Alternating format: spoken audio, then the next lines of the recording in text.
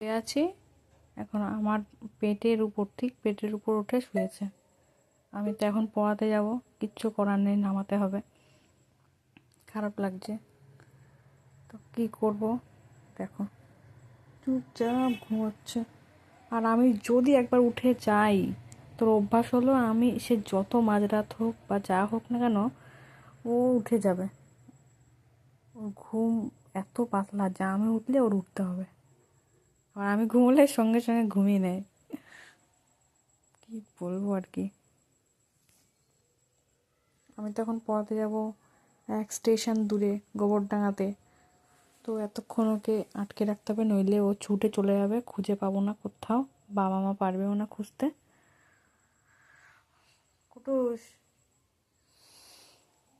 উঠতে হবে। ইস, কি সুন্দর ঘুমাচ্ছে গো।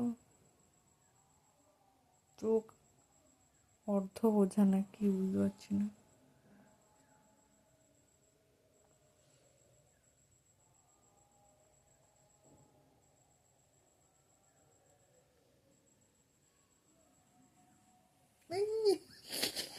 কি হলো, কি হলো?